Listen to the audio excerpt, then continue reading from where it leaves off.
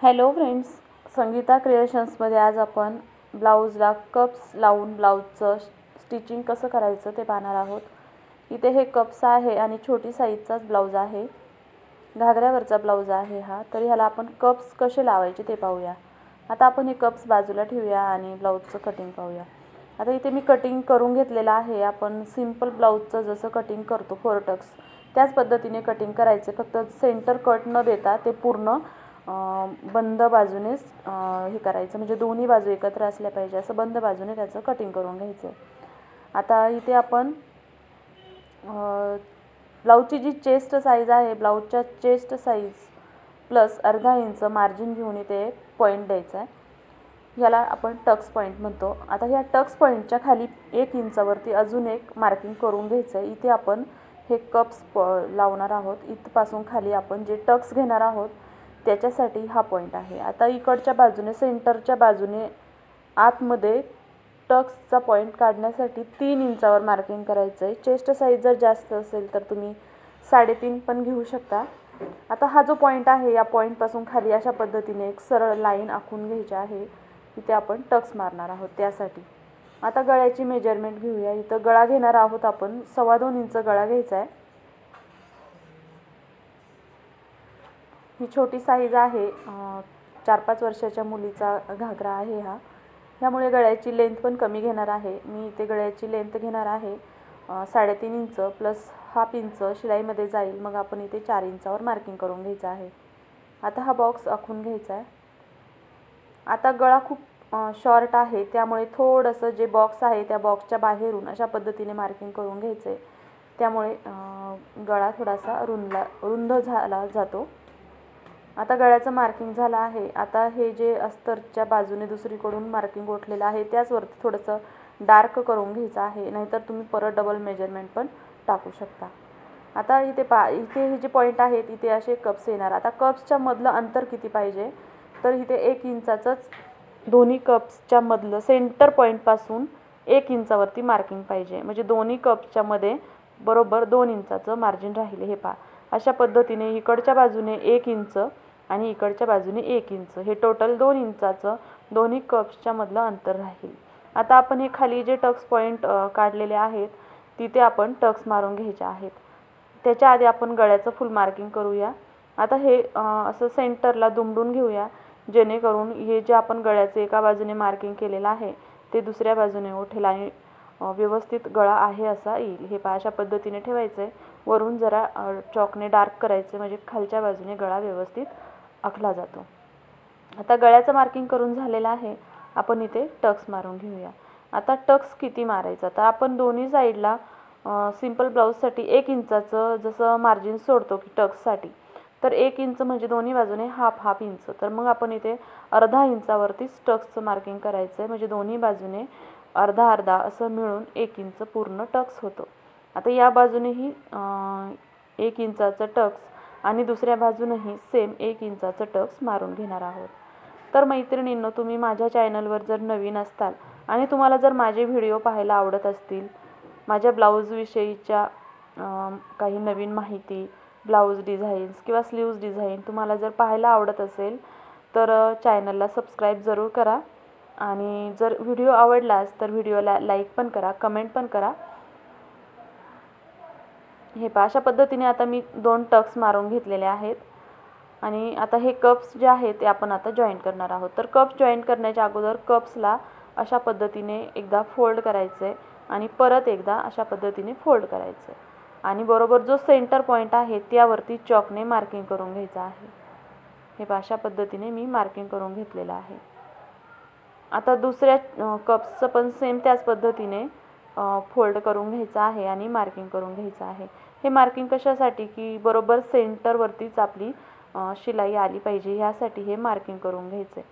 आता कप्स अशा पद्धतीने ठेवलेले आहेत. आता हे जे पॉईंट आहे हा पॉईंट असा प्रेस करायचा आणि जो टक्सचा पॉईंट आहे त्यावरती हा कप ठेवायचा आहे. म्हणजे आपण टक्सच्या वरती जो 1 इंचाचा टक्स पॉईंट काढलेला आहे त्यावरती हा कप व्यवस्थित ठेवायचा आहे आणि अशा पद्धतीने शिलाई मारून हा कप अस्तरला जोडून घ्यायचा आहे. तुम्ही जर नवीन असताल आणि तुम्हाला सिलाई मशीनवर जर जमत नसेल तर सुई धाग्याच्या साहाय्याने पण तुम्ही हा कप ब्लाऊजला शिलाई करून जोडून घेऊ शकता. पण मी इथे आता मशीनच्या साहाय्याने अशा पद्धतीने एक टाका मारून घेत आहे. आता एका बाजूचा कप जोडून झालेला आहे, सेम दुसऱ्या बाजूचा कप पण तसाच जोडून घ्यायचा आहे.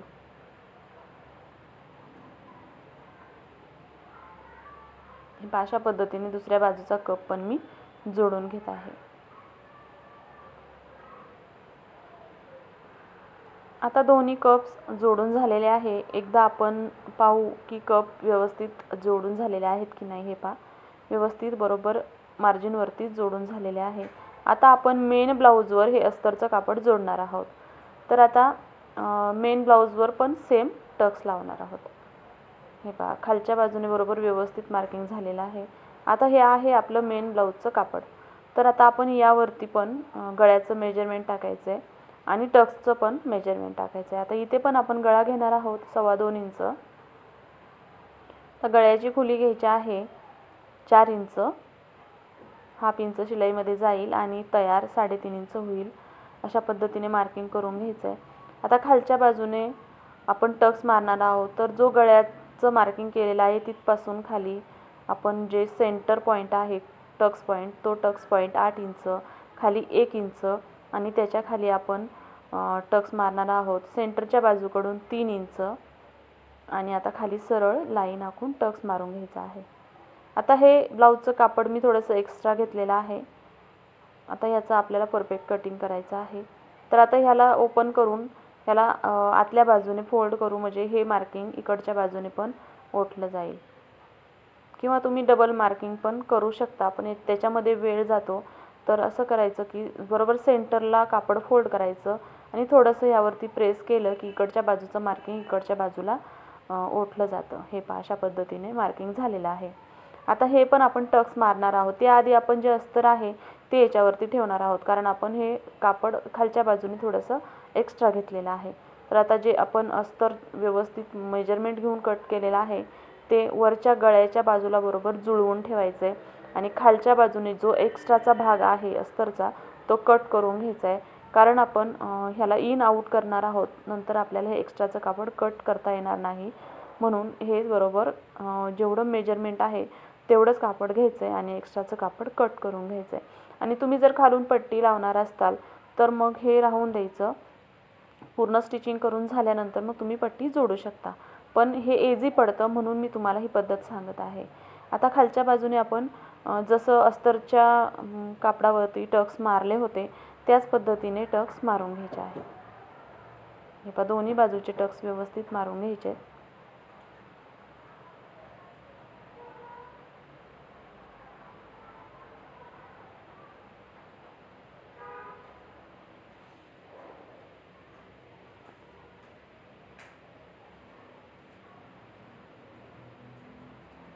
आता टक्स मारून झाले की सुईच्या बाजूने जे ब्लाऊजचं कापड आहे ते सुईच्या बाजूने अशा पद्धतीने ठेवायचं आहे आणि त्यावरती अस्तरचं कापड अशा पद्धतीने ठेवायचं आहे की कप्स वरच्या बाजूने आले पाहिजेत आणि मग खालच्या बाजूने टिप मारून घ्यायची आहे. हे पहा, अशा पद्धतीने अस्तर आणि कप्स वरच्या बाजूने आले पाहिजेत. कप्स आतल्या बाजूने जाता कामा नये, कारण आपण हे इन आऊट करणार आहोत. आता हे उलटं केल्यानंतर बरोबर कप्स मेन ब्लाऊजचं कापड आणि अस्तर ह्याच्यामध्ये राहतील. आता खालच्या बाजूने 1/4 इंच शिलाई मार्जिन सोडून मग टिप मारायची आहे. हे अशा पद्धतीने टिप मारली की हे जे अस्तर आहे हे आता आतमध्ये फोल्ड करायचं आहे.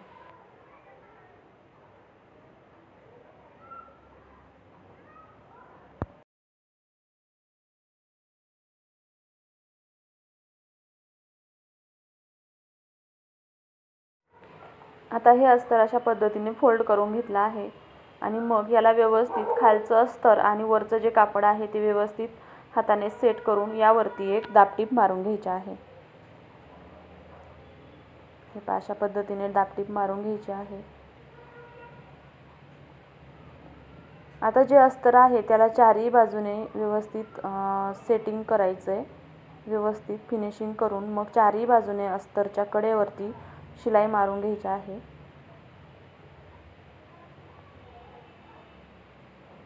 हे अशा पद्धतीने आता आपण जे गळ्याचं मार्किंग केलेलं आहे मेन ब्लाऊजवरती ते मार्किंग आणि अस्तरच्या गळ्याचं मार्किंग व्यवस्थित सेम आलं पाहिजे. आणि मग कडेला टीप मारून घ्यायचे आणि जे काही ब्लाऊजचं जे आपण एक्स्ट्राचं कापड घेतलेलं होतं ते कट करून घ्यायचं आहे.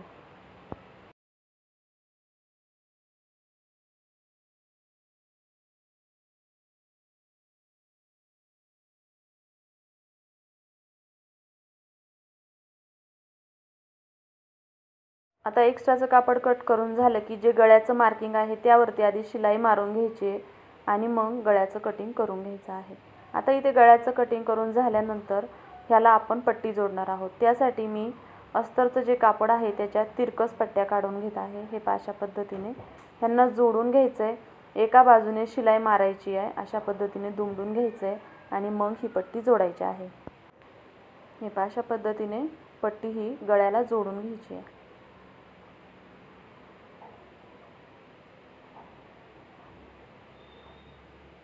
एक्स्ट्राची पट्टी आहे ती कट करायची. आता गळ्याला छोटे छोटे कट द्यायचे जेणेकरून पट्टी व्यवस्थित फोल्ड होईल आणि मग त्याच्या ते किनारा आहे त्याच्या एकदम कडेवरती अशा पद्धतीने ही पट्टी आतमध्ये फोल्ड करायची पूर्ण आणि मग टीप मारायची आहे.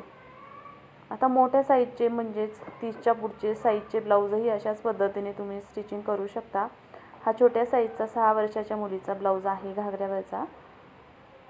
मोठ्या साईजसाठी कप्स पण त्या साईजनुसारच घ्यायचे. आता या 28 इंच चेस्टसाठी मी 28 साईजचाच कप घेतलेला आहे. अशा पद्धतीने आपण इथे कप ब्लाऊजला जोडून झालेला आहे. तुम्ही पाहू शकता किती छान सुंदर असं फिनिशिंग आलेलं आहे आणि कप पण जोडून झालेला आहे. तुम्हाला जर व्हिडिओ आवडला असेल तर व्हिडिओला लाईक करा, कमेंट करा आणि चॅनलला सबस्क्राईब करून तुमच्या मैत्रिणीला सपोर्ट करा. श्री